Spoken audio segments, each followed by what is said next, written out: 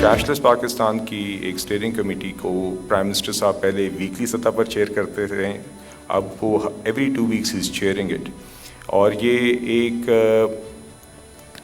ऐसा ही कमेटी है जिसके अंदर बेस्ट शामिल है।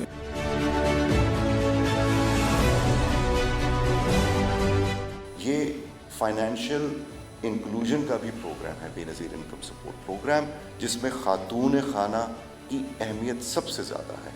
हमने मिल के उस खातून खाना को इस फाइनेंशियल लिटरेसी के ज़रिए, फाइनेंशियल इंक्लूजन के इनिशिएटिव के ज़रिए इस लेवल पे रखना है उसकी इन्फॉर्मेशन को, कि वो सिर्फ ये ना हो कि अपना वॉलेट बनाए और फिर जाए और पैसे निकाल ले, बल्कि हमने आहिस्ता आहिस्ता इस ट्रांजिशन पे भी जाना है ताकि उसे इफादियत कॉस्ट ऑफ ट्रांजैक्शन की, जैसे मैंने बात की, पता चले कि डिजिटल ट्रांजैक्शन की कॉस्ट रिड्यूस्ड है, वो बेनिफिट्स उसको ट्रांसफ़र हो।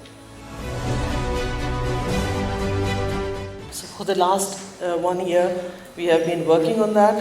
Me, Secretary Saab, our DGs, our whole team, the whole Benazir Income Support Program, to create such a payment model which is more transparent, and of course it does not compromise on any dignity of our beneficiaries. सब segment है of the overall programme जो prime minister साहब ने cashless economy और cashless Pakistan के की मद में चलाया है। DISP की स्पेसिफिक जो मुख्तलिफ ट्रांसेस चलती हैं, उनके अपने बेनिफिशरीज़ को जो वो रकम जो है उसकी तरसीलात के लिए आज की जो ये कॉन्फ्रेंस ऑर्गेनाइज़ की गई है इज़ अ ग्रेट स्टेप। लोगों को इंस्टेड ऑफ फिज़िकल पेमेंट्स हम कैशलेस पेमेंट्स वॉलेट के थ्रू कर सकें। The beneficiaries of the BISP will now transition from a limited mandate account to a full-fledged digital mobile wallet account.